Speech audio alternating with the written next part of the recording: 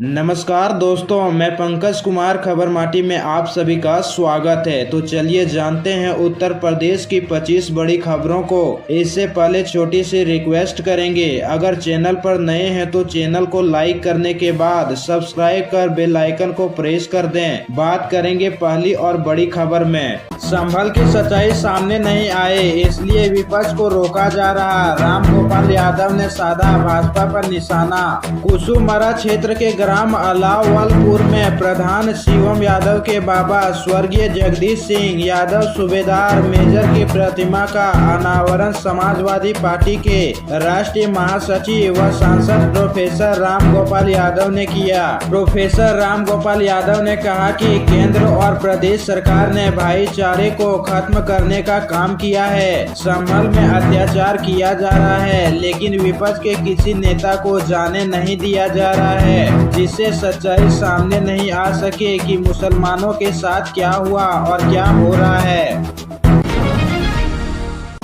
UP में रोजगार सृजन के लिए सीएम योगी की नई रणनीति, 3 सदस्यीय कार्यकारी समिति गठित की। सीएम योगी ने प्रदेश में रोजगार सृजन की संभावनाएं तलाशने के लिए 3 सदस्यीय कार्यकारी समिति गठित कर दी है। इसमें अपर मुख्य सचिव वित्त, प्रमुख सचिव एमएसएमई तथा प्रमुख सचिव श्रम एवं सेवा योजना शामिल है। समिति की निगरानी मुख्य सचिव करेंगे। यह समिति संस्थानों के प्रतिनिधियों से समन्वय बनाकर प्रदेश में रोजगार सृजन की एक ठोस कार्य योजना तैयार करेगी। मुख्यमंत्री के समक्ष कार्य योजना 22 दिसंबर तक प्रस्तुत की जाएगी। मुख्यमंत्री खुद इस कार्य योजना की समीक्षा करेंगे ताकि युवाओं को ज्यादा से ज्यादा रोजगार से जोड़ा जा सके। मुख्यमंत्री ने शुक्रवार अपने सरकारी आवास पर विभिन्न विभागों के अधिकारियों व संस्थानों के प्रतिनिधियों के साथ प्रदेश में रोजगार सृजन की संभावनाओं और योजनाओं के संबंध में प्रस्तुतिकरण देखा। मना किया था मगर नहीं माना स्टाफ, जबरन लिफ्ट में ले गए। हादसे के बाद डॉक्टर ने भी नहीं किया उपचार। अंकुश मावी ने बताया कि पत्नी करिश्मा का उपचार पहले से डॉक्टर कविता भाटिया के यहाँ चल रहा था। कविता भाटिया ने ही उन्हें कहा था कि कैपिटल अस्पताल में सर्जरी करेगी, वरना करिश्मा को मिलिट्री या अन्य बड़े अस्पताल में भर्ती कराते। सर्जरी के बाद अस्पताल के 2 कर्मचारी उसे प्रथम तल से नीचे भूतल पर ला रहे थे, तभी लिफ्ट गिर गई।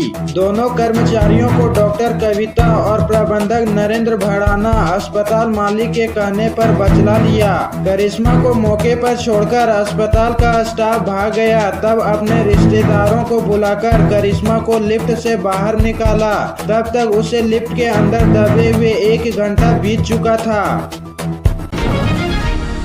मैग्नीज नोड्यूल में आत्मनिर्भर होगा देश। हिंद महासागर में मिली ई वाहनों की बैटरी बनाने वाली मूल्यवान धातुएं। भारत समेत दुनिया के कई विकसित देश हरित ऊर्जा के रास्ते पर आगे निकलने का प्रयास कर रहे हैं। पर्यावरण संरक्षण के लिए यह बेहद जरूरी भी है। वायुमंडल में कार्बन उत्सर्जन में कमी लाने के लिए हाइड्रोजन, सोलर ऊर्जा और इलेक्ट्रिक वाहनों को बढ़ावा दिया जाना जीवन के लिए आवश्यक है। इलेक्ट्रिक वाहनों के बेहतर संचालन के लिए जरूरी है बैटरी की उपलब्धता में कमी नहीं होना, लेकिन बैटरी बनाने के लिए मेटेलिक नोड्यूल की अधिक जरूरत है। अफसोस इन मूल्यवान धातुओं की देश में सीमित उपलब्धता है। इसके लिए देश को चीन समेत कई देशों पर निर्भर होना पड़ रहा है। देश सुरक्षित तो धर्म भी सुरक्षित, वाराणसी में बोले सीएम योगी। देश हित में संतों के योगदान का किया जिक्र। मुख्यमंत्री योगी आदित्यनाथ 2 दिवसीय काशी दौरे के अंतिम दिन शनिवार सुबह 10 बजे उमरहा स्थित स्वर वेद महामंदिर के विहंगम योग संत समाज के शताब्दी समारोह में शामिल हुए। इस दौरान उन्होंने संतों से मुलाकात की और मंच से सभा को संबोधित भी किया। उन्होंने मंच से देश के हित में संत सदाफल देव के आध्यात्मिक योगदान को याद किया। कहा कि हमारा देश सुरक्षित रहेगा तो धर्म और हम भी सुरक्षित रहेंगे। कुंभ के आयोजन और राम मंदिर के निर्माण से लेकर काशी के विकास और धर्म आध्यात्म के विकास में सरकार के प्रयासों को भी रेखांकित किया।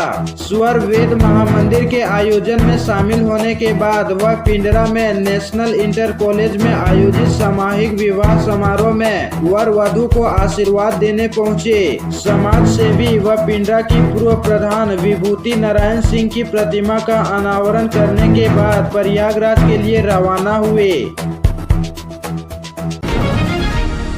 झांसी में युवक ने पुल से गोवा एक्सप्रेस ट्रेन पर लगाई छलांग, धू धूकर जलने लगा, मची अफरा तफरी। रेलवे स्टेशन पर शुक्रवार की रात उस समय अफरा तफरी मच गई जब प्लेटफॉर्म नंबर 1 पर गोवा एक्सप्रेस के आते ही एक युवक पुल से इंजन पर कूद गया। युवक हाई टेंशन लाइन की चपेट में आकर धू धूकर जलने लगा और उसकी मौत हो गई। पुलिस ने इंजन पर पड़े युवक को शव को नीचे उतारकर पोस्टमार्टम के लिए भेजा। घटना के कारण करीब 2 घंटे तक ट्रेन स्टेशन पर खड़ी रही। हजरत निजामुद्दीन से चलकर वास्को डी गामा जा रही गोवा एक्सप्रेस शुक्रवार रात लगभग 10 झांसी पहुंची। तभी एक युवक ने पुल से इंजन पर छलांग लगा दी। यह देखकर यात्रियों में हड़कंप मच गया। वाराणसी में योगी बोले, संत कभी शांत नहीं बैठ सकता, धर्म सुरक्षित तो हम भी सुरक्षित, एक काम पूरा तो दूसरे पर लग जाना है। वाराणसी में सीएम योगी ने कहा, सच्चा संत और सच्चा योगी कभी भी हाथ पर हाथ धरे बैठा नहीं रह सकता है, एक काम पूरा तो दूसरे पर लग जाना है। यह देश गुलामी की बेड़ियों से जकड़ा हुआ था। गुलामी की बेड़ियों से मुक्त कराने के लिए अपनी आध्यात्मिक साधना के साथ साथ सदगुरु सदाफल महाराज ने आजादी के आंदोलन में बढ़ चढ़कर भाग लिया। यह बातें मुख्यमंत्री ने शनिवार को स्वर वेद महामंदिर के विहंगम योग संत समाज के शताब्दी समारोह में कही। योगी ने कहा, हमारा हर कार्य देश के नाम होना चाहिए। हमारा देश सुरक्षित है तो हमारा धर्म भी सुरक्षित है, हमारा धर्म सुरक्षित है तो हम भी सुरक्षित हैं। वक्फ बोर्ड ने वापस लिया नोटिस, यूपी कॉलेज में मजार क्यों? वाराणसी में देवकी नंदन ठाकुर बोले, हर सनातनी व्यक्ति के 4 से 5 बच्चे होने चाहिए। वाराणसी के संपूर्णानंद संस्कृत विश्वविद्यालय में कथावाचक देवकी नंदन ठाकुर महाराज की कथा का कल आखिरी दिन था। व्यासपीठ से देवकी नंदन ठाकुर ने कहा कि पहले 33 कोटि देवी देवता थे, लेकिन अब हर दिन एक देवता प्रकट हो जाता है। मैंने एक खबर सुनी है कि यहाँ 115 साल पुराना स्कूल है। वहाँ वक्फ बोर्ड ने नोटिस पहले भेजा और जब देखा कि मामला बढ़ गया है तो उसने नोटिस वापस ले लिया। हम सभी छात्र नेताओं के लिए जोरदार ताली बजाते हैं जिन्होंने उन्हें नोटिस वापस लेने के लिए मजबूर कर दिया।